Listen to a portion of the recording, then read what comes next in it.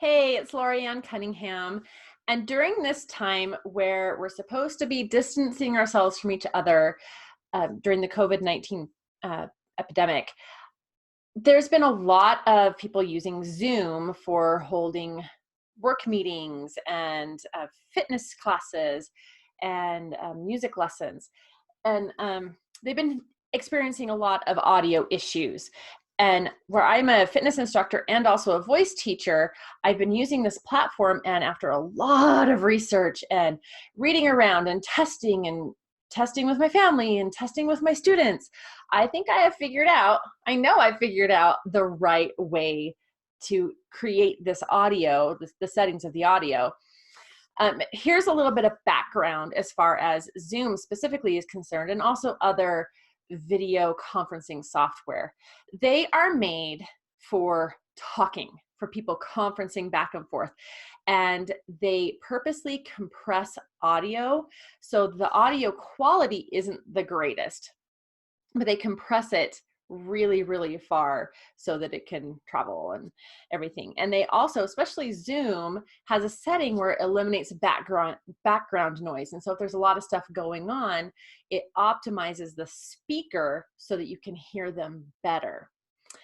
But both of those combined, the compressing of the audio and eliminating background noise, makes it especially difficult if you have music going on. So that's where it really affects the fitness industry and also the teaching of music. So here are a couple of pointers, and I'm going to share my screen to also show you how to do your settings, both the basic settings and the advanced settings of audio, to get the most optimal audio possible. So first of all, make sure that you're connected to the internet if at all possible, so that way there's no lag. Here in my home, I have a freakishly long Ethernet cable from my router downstairs that snaked all the way upstairs and coming up here so that I'm able to be connected to the internet. Make sure that your device is fully charged, or is charged as much as possible, or it's plugged in charging, because this takes a lot of battery to be able to run it, especially if you're doing like an hour-long fitness class. You'll want to go to zoom.us to download the application. The desktop has the most features, and that's what I'm going to be showing you right now, is all the settings that you'll do in desktop. When you do it in your account, then no matter what device you're signed in on, those settings apply in your account. So you'll want to make sure to do it on your desktop first. Another thing that I highly suggest, if you can do it, is to invest in an external mic. I have, and it might sound a little weird on your end, I have a blue, it's a USB plug. Ooh, and it kind of unplugged me. It looked. But at the time that I bought it, which was several years ago, it cost like $40, because the devices that we use, the laptops, the phones, they don't have a very good microphone. So this just makes it so that your people can hear you better. That's just if possible. This is the best case scenario, okay? You will want a separate device with an external speaker. Don't use your device. Like, I'm on a laptop, so I don't want to use this laptop to play music for my exercise classes or to play it for my students. You can just, like, a phone with an external speaker. So that way you're not competing with all the settings within Zoom, and it's better optimized for this. You know, can just plug it in or connect via USB, not USB, Bluetooth. So that'll work better for you, just to connect it to something else, like to have it playing and just have this device that you're using for Zoom to be right here. And that's all you're using it for. Make sure also that you close all apps or tabs when you're recording or when you're using the video, because this uses a lot of RAM. And so you just want to have everything closed up so nothing is competing with Zoom. All right, let's go to, I'm going to share my screen. Okay. All right, you should be seeing my screen here. This is the desktop application. I am on my HP laptop. So again, you want to do it on an application for desktop. You can get into these settings. I'm going to move this down. You can get into the settings I'm going to show you either from this gear right here that you hover over that says settings, or when you're on the screen, the recording screen, the video, which I can't show you since I'm sharing my screen. There's a little microphone on the bottom left that says mute, and then there's an arrow right to the side of it. You want to tap that arrow, and the very bottom says audio settings. So you want to click the setting here, go to audio. This, either way that I've shown you, it'll take you to this screen. So this is basically how it's set up. You want to unclick here, the automatically adjust volume. And so no matter what you do, how loud, how soft things are, it's not going to adjust to that volume. You do want to have this one set rather high. This is the input level. This is what my microphone is picking up right now. And you can see that it's moving back and forth. This is what my microphone is picking up right now. So you want to have that up high. Now, if you're a music teacher, like I teach voice, if you're a music teacher, this is what you will be hearing back from your student. This is the output level. If you're a fitness instructor, don't worry about this. This doesn't affect you, but you can adjust this volume as a music instructor. If these are just like really kind of loud, you can turn it down without adjusting your own volume. That's what this setting is. So make sure that you have this automatically adjust volume checked off and the input volume up. Now the microphone, I am using my Blue Snowball. If you have an external mic, you want to make sure that is clicked there. You can either do, if you're using the built-in one, either one of these is just fine. And normally it just picks it up on its own. And the speaker, since you're going to be using a different speaker, this doesn't really matter. Okay. Now you want to go down here where it says advanced.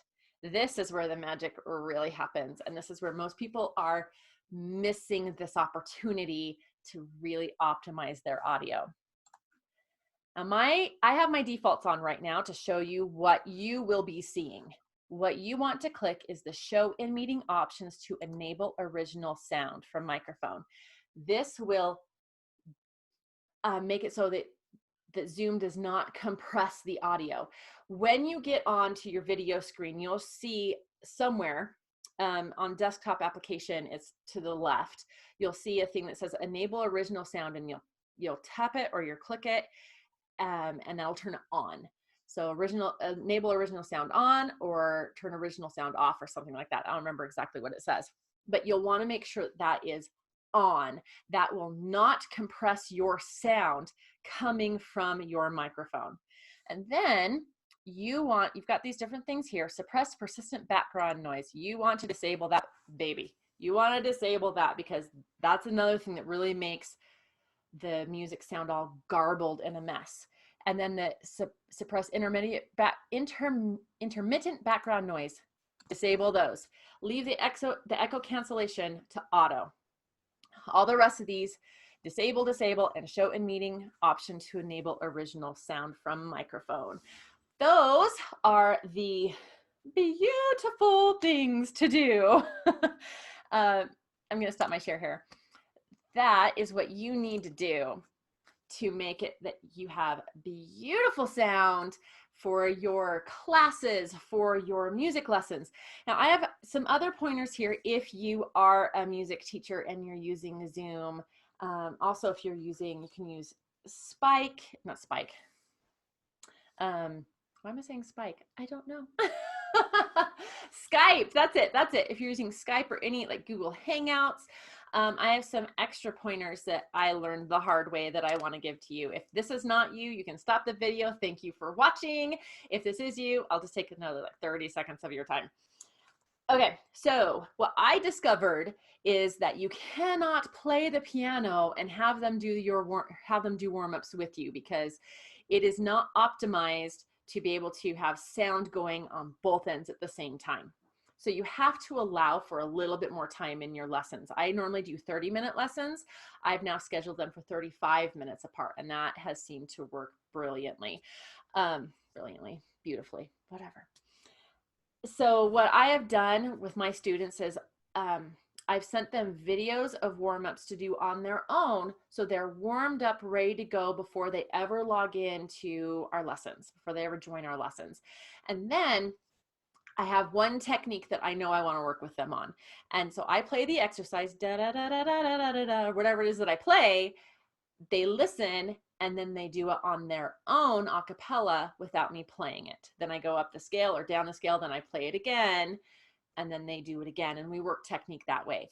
That has saved a lot of time, and it's actually making it so that we're able to dive deeper and help. I'm able to help them to get more technique down instead of spending that time during our regular lessons just warming up their voices. And then they need to play their music on their end. I normally use backing tracks or instrumental tracks anyway, because I like to watch them instead of playing the piano as they're singing. So I've just made sure everyone's set up, that they have their links, that they know where they're going. And so they have their own device, their own speaker, and their own links. So they play the music on their end, not me trying to play to them. Because there is a slight delay. Zoom is not as bad. Skype has a severe delay. But there's a slight delay and it just wouldn't sound very good. So have them play their backing music from their side. The two things that I use the most are YouTube and Spotify for their backing music, but you can also record. You can record the piano part if you're a good piano player. You can record it and then send them the file so they have it on their own. It is a little bit extra work on your part as the music teacher, but it's worth it in the long run. I know we're all going above and beyond during this time. If you have any questions, any successes or anything, I'd love to hear it. So put a comment below this video, and good luck everybody. Stay safe, stay healthy, and I'll talk to you later. Bye.